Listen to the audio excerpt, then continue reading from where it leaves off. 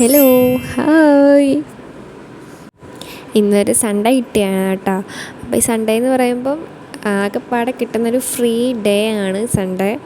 അങ്ങനെ ഇന്ന് രാവിലെ കുളിച്ച് നമുക്ക് ഒരു അമ്പലത്തിലൊക്കെ പോയി തൊഴുതിട്ട് വരാമെന്ന് വിചാരിച്ചിരിക്കുകയായിരുന്നു. അങ്ങനെ രാവിലെ എണീച്ചു റെഡിയായി. എന്തുവാന്ന് അറിയത്തില്ല, ഭയങ്കര ഡള്ളായിട്ടിരിക്കുന്നു. പിന്നെ ഈ പോകുന്ന അമ്പലം അറിയാമെങ്കിൽ കമൻറ്റ് ചെയ്യണം. നാളുകൊണ്ട് വിചാരിച്ചിരിക്കുക ഞങ്ങൾക്ക് 3 പേർ കൂടെ അമ്പലത്തിൽ പോകണം. ഞങ്ങൾ പോയിട്ട് ഒരുമിച്ച് പോയിട്ട് കുറേ നാളായി. അപ്പോൾ ഇന്നെന്തായാലും പോകാമെന്നൊക്കെ വിചാരിച്ചേ.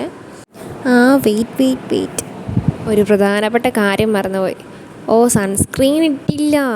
ഇടാതെ പുറത്തോട്ട് ഇറങ്ങാൻ പറ്റും. എന്ത് വെയിൽ, കത്തുന്ന വെയിൽ. നമ്മൾ രാവിലെ പോകുന്നെങ്കിലും വരാറാകുമ്പോഴത്തേനൊരു സമയമാവേ. ഇത് പിന്നെ എൻ്റെ പെർഫ്യൂമാണ്. എനിക്കിഷ്ടമാണ് കേട്ടോ, നല്ലതാണ്.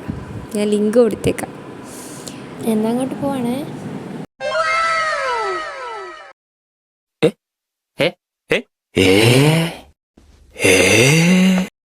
ഞാൻ വിളിക്കും, എടി വാടി.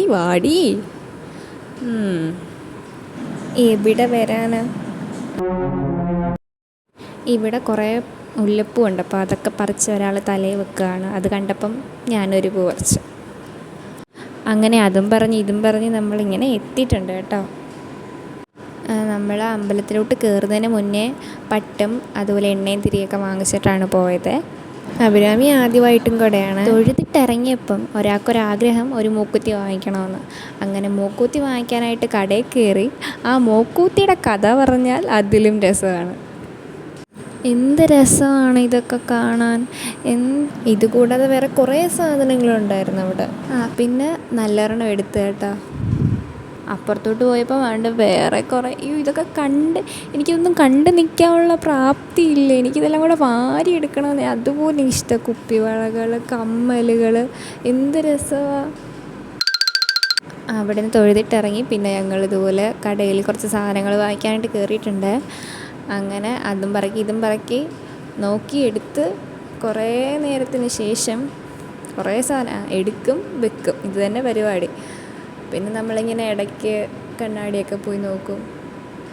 ബിസ്ക്കറ്റ് പറക്കും വെക്കും. അത് വേണോ, അത് വേണോ.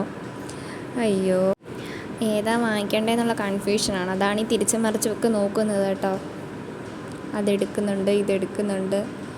എന്നിട്ട് നമ്മളത് വെക്കും. എന്നിട്ട് പിന്നെ ഒരെണ്ണം എടുക്കും. അങ്ങനെയാണ് പോകുന്നത്. ഇതിനെ പറ്റിയിട്ട് പിന്നെ കുറേ എന്തൊക്കെയോ പറയുന്നുണ്ട്. അങ്ങനെയാണ്, ഇത് ഇങ്ങനെയാണ്, എന്തോ ഷുഗർ ഡയറ്റുകാരെന്തൊക്കെയോ പറയുന്നുണ്ട്. എനിക്കതിലൊന്നും ഒരു പങ്കുമില്ല കേട്ടോ. എന്തുമാത്രം ആലോചിച്ചാണ് ഒരു കാര്യം ചെയ്യുന്നതെന്ന് മനസ്സിലാക്കണം.